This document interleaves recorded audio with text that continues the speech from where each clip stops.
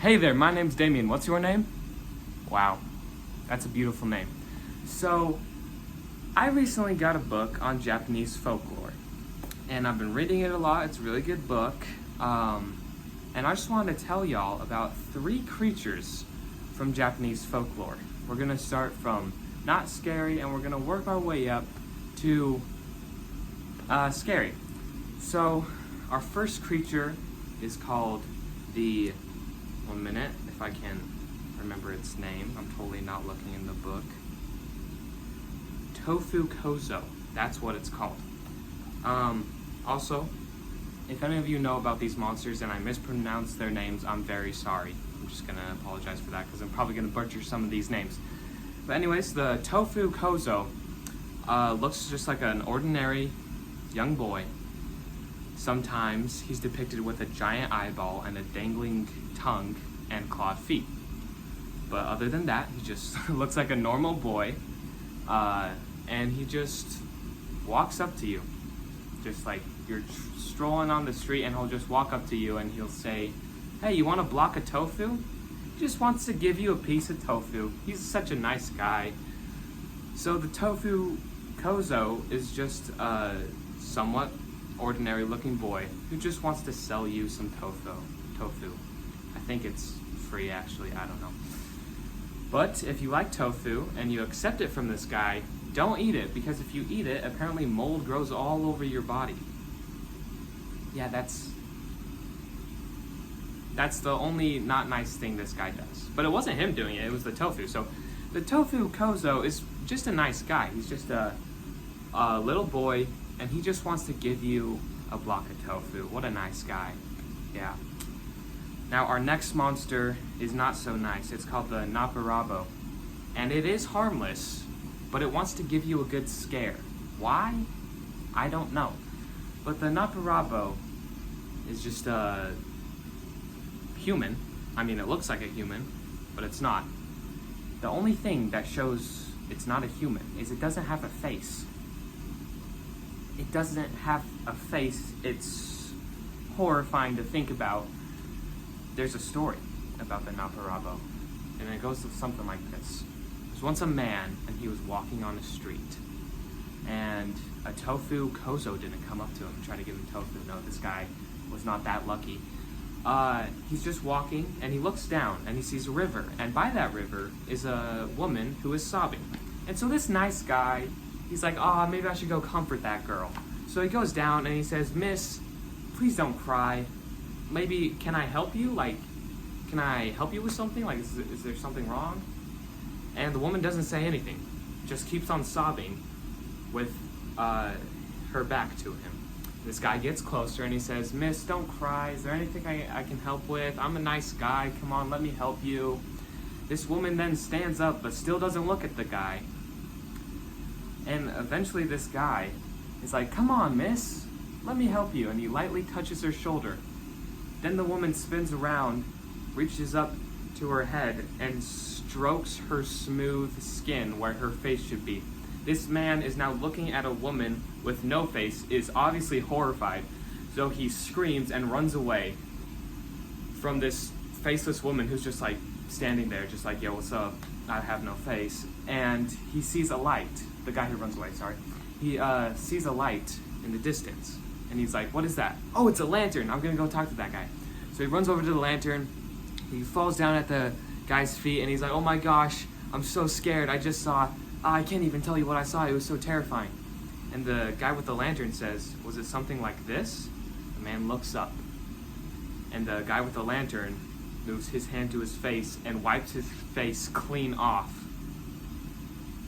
And then the story ends. The book didn't say what happened after that, so I don't know how it ends, but I guess that's it.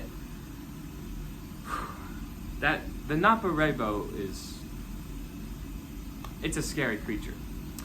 And there's actually a creature that's similar to the Naparabo called the Nupepo. I'm sorry, I'm not pronouncing these names right, but there's a creature similar to the Naparabo, and I'm sorry, I can't think. It is just a big blob of flesh, and it has tiny legs, and it just walks around.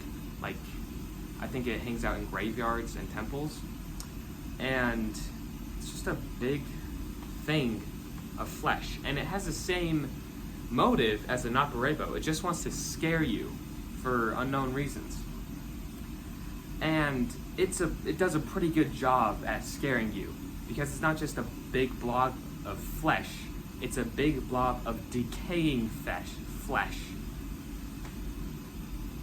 I can't talk, and also I can't talk because it's scary. Just can't think straight. Alright. Now it's time to tell you guys about the third and final scary Japanese creature on this list. This is called the Konaki Jiji. The Konaki Jiji. This doesn't scare you. Well, it does. It scares you. But it doesn't just scare you. It kills you. So, imagine this. This time you're not walking on a street. You're walking in the forest. You're just, going on a hike. And you hear a baby crying. That's a little weird. Why is there a baby crying in the middle of the forest? But obviously you want to help this baby, right?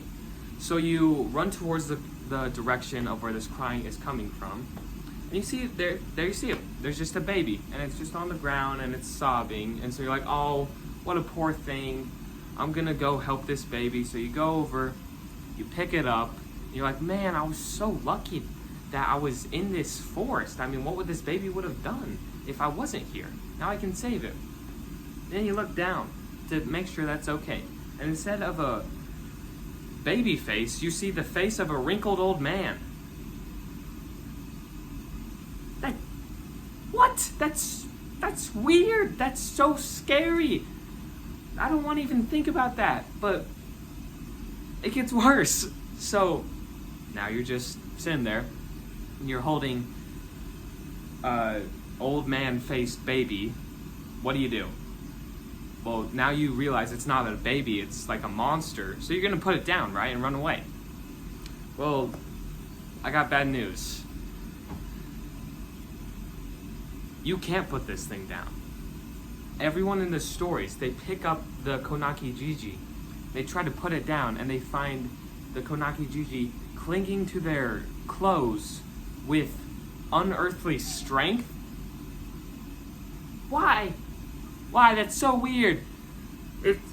Why does a baby have that power? It's so creepy.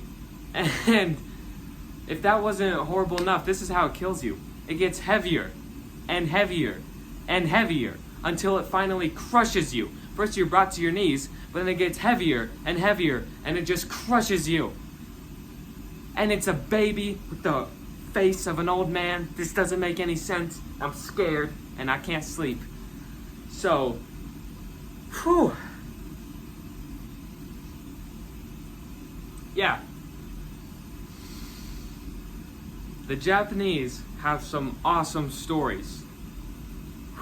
Thank you so much for watching. I love you guys, and I'll see you next time. Peace out.